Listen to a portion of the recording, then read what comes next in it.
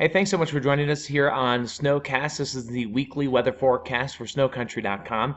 I'm Meteorologist Steve Glazier. You'll occasionally see Meteorologist Karen Jerman as well. We try to swap weeks. This is the Christmas Eve, Christmas Day outlook, and this is the weather forecast for snowfall across the board.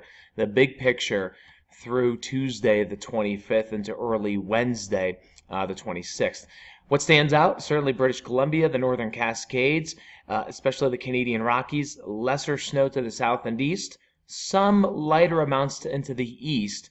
We'll have two storms that we are tracking at the east and west coast simultaneously.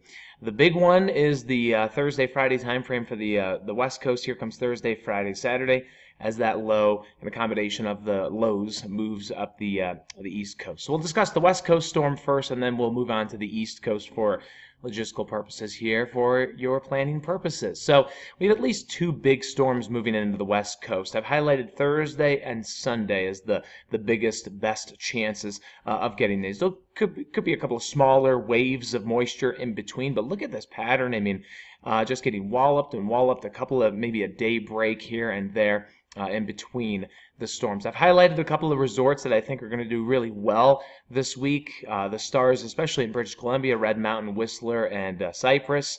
All these teal colors, anything really in pink, is 10 plus inches, 10 to 20, and then once you get to these teals, that's a couple of feet or more. Again, less on the downsloping side here, Lake Louise, Castle Mountain, and Alberta. We're just keeping our fingers crossed we can get some modest amounts there over to Alberta. Over to the U.S., this goes shorter time frames. This only goes through Friday. It doesn't include that next Sunday system, but hey, we're already talking about 49 degrees north in Washington, Stevens Pass, Mount Baker. Over to Idaho resorts as well, doing really well. And then just imagine tacking on Sunday system on top of that. So that's what it looks like for some of the snowfall accumulations. Now over to the east, we have a wet system moving through. I want to talk about and focus on the snowy side of this.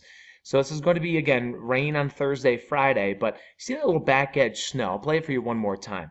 As the low moves up the Appalachians, it'll start to draw in some cooler air. You see all this cool air on the backside. So you'll see from south to north, we develop some snow showers from North Carolina into West Virginia in the northeast, Friday through Saturday and into Sunday. So by the time Saturday night rolls around, these are some of your back edge snow totals. I've highlighted a couple of resorts here.